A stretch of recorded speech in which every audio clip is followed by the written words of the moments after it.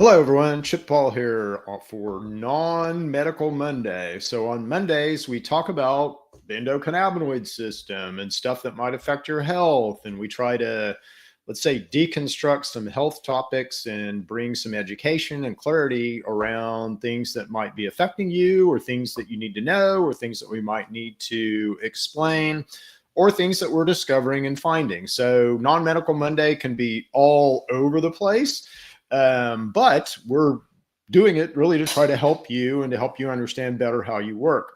So the cause of all disease, or let's say 99.9% of most disease, is something called oxidative stress. So you guys have probably heard that term, oxidative stress. What does it mean? And can we do anything about it? Well, I just really want to talk about oxidative stress today.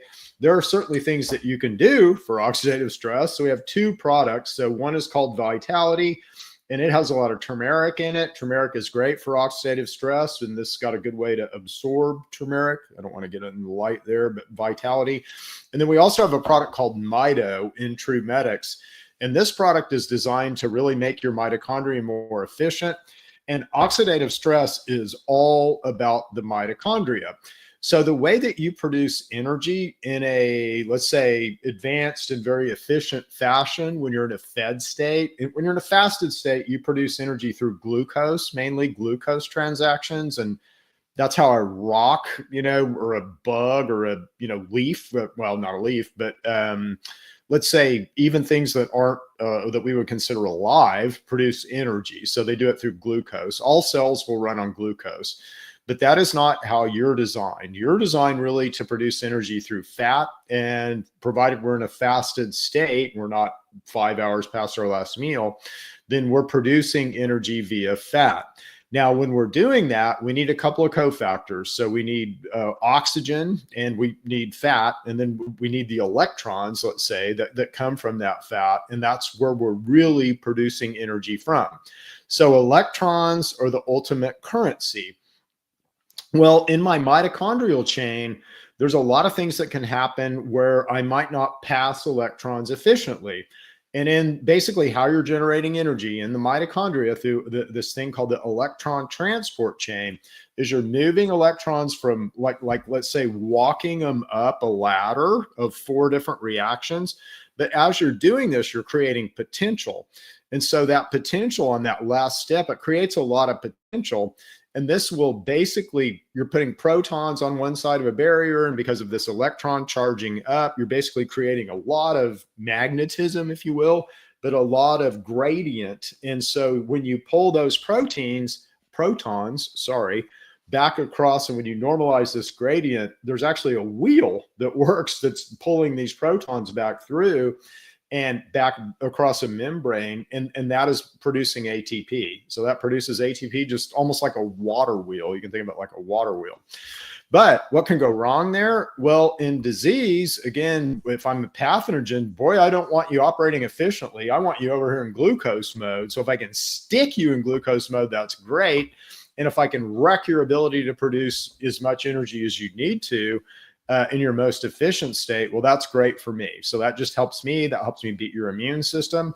And that's absolutely what these bugs want to do. So they have lots of mechanisms to do this, but they want to create oxidative stress. And what that means is where you're basically, these electrons aren't passing up this gradient in the way that they should be, and they'll leak.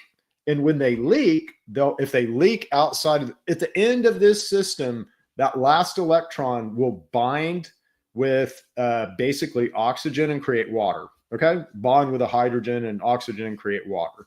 So that's what should happen as these guys walk up. They're creating potential. You've got the water wheel running, and then as they sort of dive off, they should be creating water, and you should have water as the end product. Well, if they leak, if the electron leaks along this step up, what happens is basically he'll go find whatever he can react with.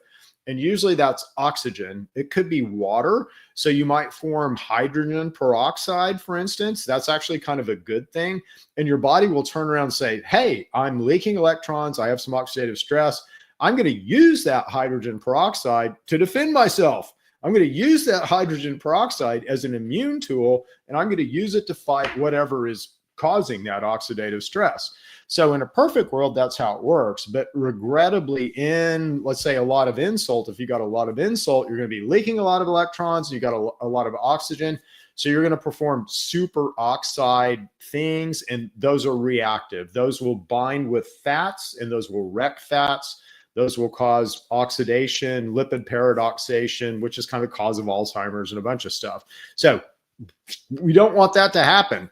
But one of the things that we do want to understand, we do want to measure these processes. And like if you go to the doctor, well, wouldn't it be interesting to understand how much oxidative stress that you had, right? So that would be an interesting thing. And if we could measure this, then that would be a wonderful thing. Now, you can have the other problem. So you can have kind of a reduction problem where you have electrons that are too tightly held. So if you take excess vitamin E, that can do it. If you take excess glutathione, that can do it. So, there's a balance here that we want to maintain, but either side of the balance is not good. Right now, just because of our diet, because of the amount of omega-6s we eat, because of how we're, let's say, programming ourselves, we're really more worried about this oxidative stress side than we are the other side of things. But what I did was I built which was kind of fun, chat or the AI tools right now are extremely powerful. And they're really good if you've got a bunch of, let's say, disparate information that you need to analyze. So what I've done is I built a statistical model of oxidative stress. And I started asking chat, well, what happens if you're 5%? Let's say 5% of your body is under oxidative stress. First of all, where would that happen? So that would happen in the liver and the gut and basically your endothelial lining. So that's kind of the skin, if you will, that lines the inside of your gut and that separates your gut or nutrients from your blood. So that would be the most logical place for, let's say, oxidative stress to start, because that's where you're getting infected. And that's also the site of a lot of nutrients. And that's let's say it's an interface between the world and you is in those kind of liver, gut endothelial areas. And what would be the major cellular impacts of having, let's say, a 5% oxidative stress load? Well, you definitely go down in glutathione, because glutathione is what's mitigating a lot of that. You would begin to have some iron sulfur cluster damage, and iron sulfur clusters are what actually transfer these electrons.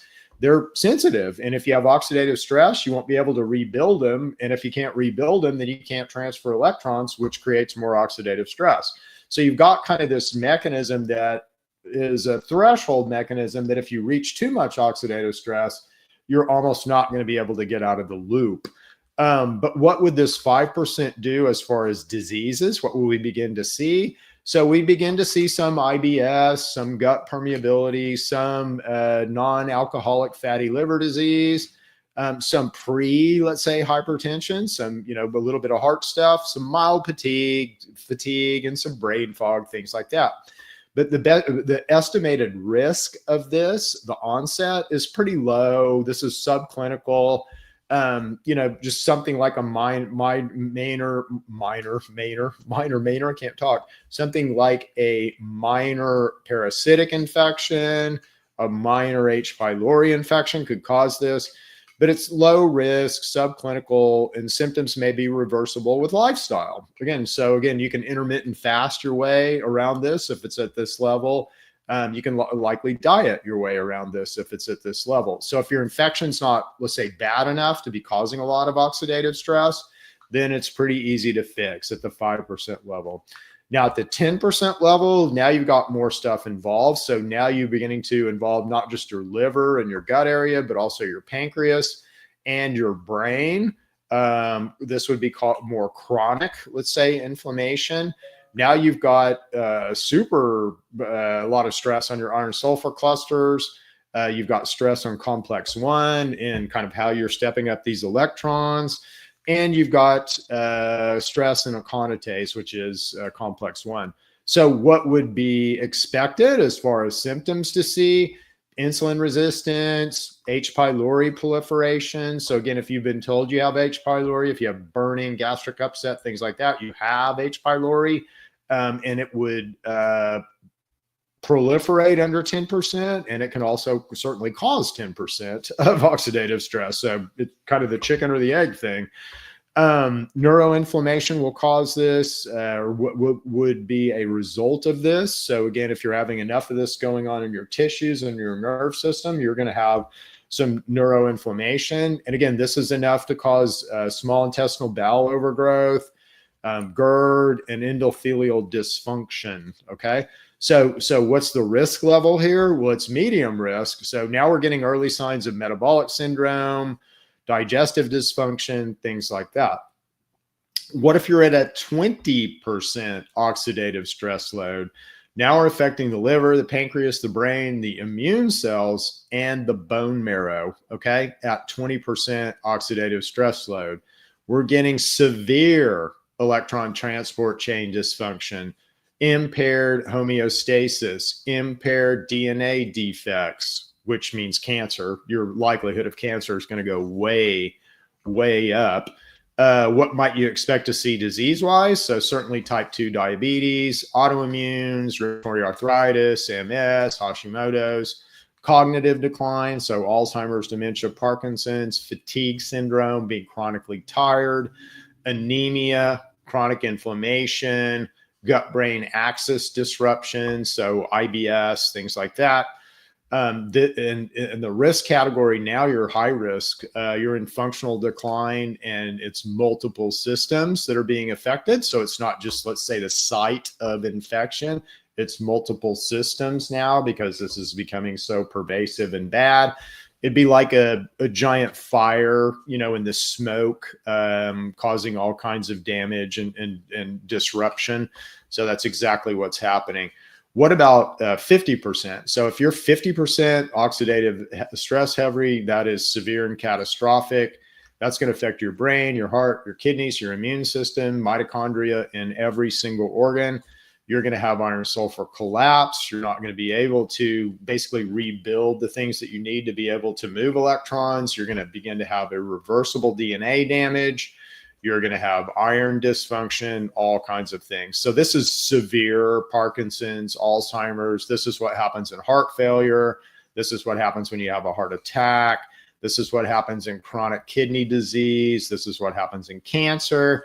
This is what happens in severe autoimmunes, immune suppression, and basically multi-organ dysfunction. So if this is happening to you, you're on your way to death. It's very high risk, organ damage, irreversible pathology. So you may do you may do permanent damage to organs. And this is likely you have some clinical disease that is progressing and you've been diagnosed with it at this stage. So this is just a way of looking at disease in a different way. So you might say, well, we're going to measure disease by oxidative stress load. And, your symptoms are going to kind of pop out, genetically more than anything else.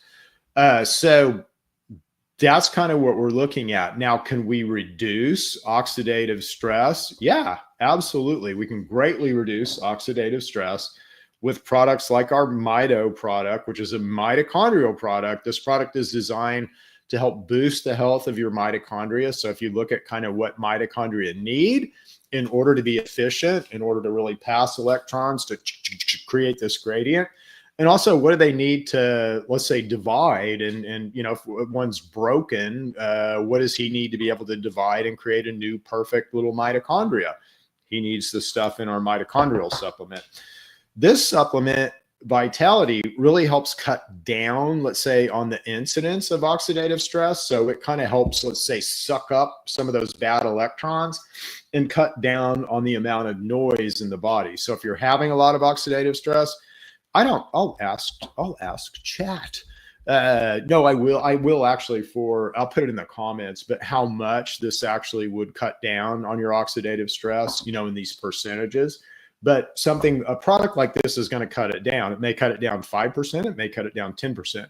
But anyway, I'll put that in the comments on the video. So that's it for Medical Monday Minute. join us here, back here for, sorry, it's non-medical Monday Minute. So we're kind of poking fun at what we do because it can't be considered medical, although we have a lot of helpful and useful information for you guys. So we kind of poke fun at what we do by calling it non-medical Monday. But anyway, we'll be back next week with another non-medical Monday to give you guys more information about something. If you have requests, certainly send them in. Always happy to fulfill requests. We'll see you guys. Bye.